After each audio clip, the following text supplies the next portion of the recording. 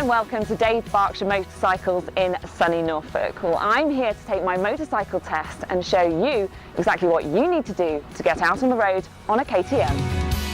There are several different ways of getting your bike licence depending upon your age and experience. It can be confusing, but here are the options. If you're 16 or over, you can apply for your AM licence, allowing you to ride any bike up to 50cc. When you're 17, you can go for your A1 licence on a bike up to 125cc, like the ever popular KTM 125 or the exciting RC 125. An A2 licence is for those over 19 on a bike between 27 and 47 brake horsepower, like a KTM 390 Duke or an RC 390. A dealer can also add an electronic restriction to the KTM 690 range or the 790 Adventures to make them A2 compliant. There's also a KTM 790 Duke L that has slightly less power as standard, so that it can be made into an A2 machine. For the A2 test itself, you need to take this on a bike over 395cc, but you can practice on a KTM 390 Duke or an RC 390. Finally, the A licence allows you to ride any bike regardless of size, but you need to do your test on a bike which is at least 595cc, delivering at least 54 brake horsepower and is over 180 kilos.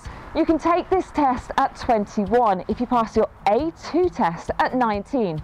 Otherwise, you need to wait till you're at least 24.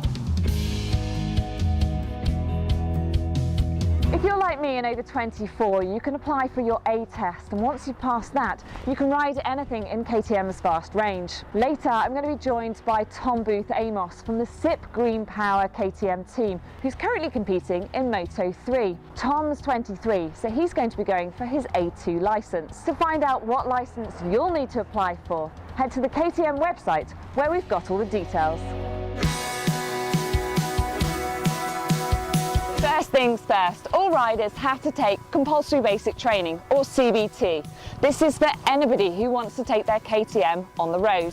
For this, you need to be 16 or over, regardless of whether you've shared the paddock with the likes of Pol Espargaro or Johan Zarco. Here at Dave Berkshire Motorcycle Training, a CBT will cost £110 and includes all riding equipment and bike hire. Your CBT is usually done on a 125. Now KTM have two options here, the KTM 125 Duke and the RC 125. Both are single cylinder and produce 14 brake horsepower. Now the Duke weighs 137 kilograms, whereas the RC weighs 135. Now the RC will be perfect for the likes of Tom with its race-inspired style, whereas the Duke shares the looks of its bigger brothers in the KTM range.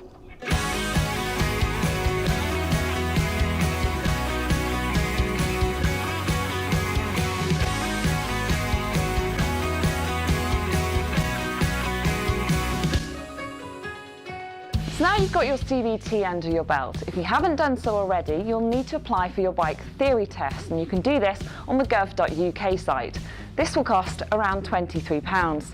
That's if you pass first time, hey Tom? Yep. Well, regardless of the level of test you're going to be taking, whether it be your A1, your A2 or your A, it'll be split into two modules, Module 1 and Module 2. Module 1 will be completed within a test centre, whereas Module 2, for us, will take us into the wild wilderness of Norfolk. I'm doing my A2 test, so I'll need to do this on a bike with at least 395cc and produces 35 to 47 brake horsepower with a power to weight ratio of no more than 0.2 kilowatts per kilogram. That means that although Tom's been practicing on a KTM 390 Duke, he can only do his A2 test on a KTM 690 Duke, a 690 SMCR, a 690 Enduro R, the 790 Adventures, or the 790 Duke L, all of which have been restricted. I'll be taking my A test on a KTM 790 Duke. Module 1 will cost, on average, around £165, and for Module 2, again, on average, will cost around £195. Hi, I'm Pete. I'm the instructor here at Dave Berkshire Motorcycle Training. CBT is 5 elements. Element A is a little chat about motorcycle clothing.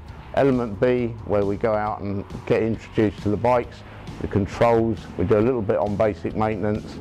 Element C is where you start riding the bike, so pulling away, stopping, We do a few other exercises, slow speed control, emergency stops, normal stops, left and right turns and observational exercises. Element D is back in the office where we do a little chat about what's going to happen out on the road. And then element E, the last part of the day, is a 2-hour road ride out on the road.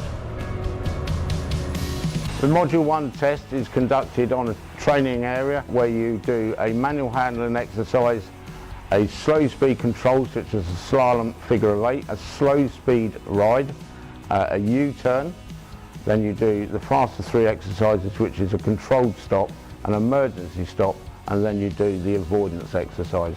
The whole test takes about 15 minutes. The Mod 2 is a 40-minute road ride out on the road taking in various road and traffic conditions, followed by an examiner who is your expensive sat-nav for the afternoon.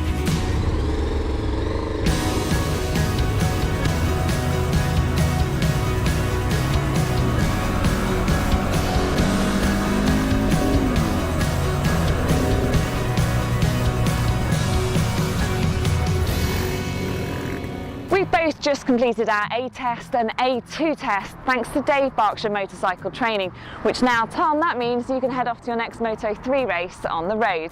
If you want to hone any of your riding skills, KTM has several partners which offer a wide range of off-road riding experiences for you to try.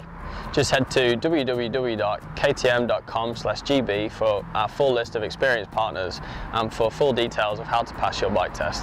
Thanks for watching. Remember to like, subscribe and leave us a message in the box below. And most importantly, enjoy your KTM on the road.